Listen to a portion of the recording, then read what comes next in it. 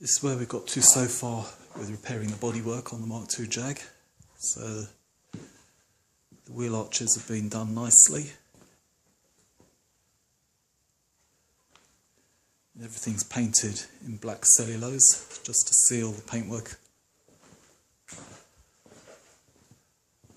There's a temporary coating over the primer.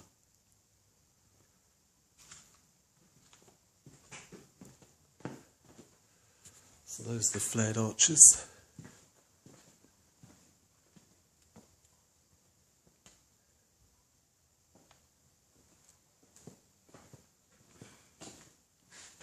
And the sills have been strengthened, so have the chassis rails, front to back.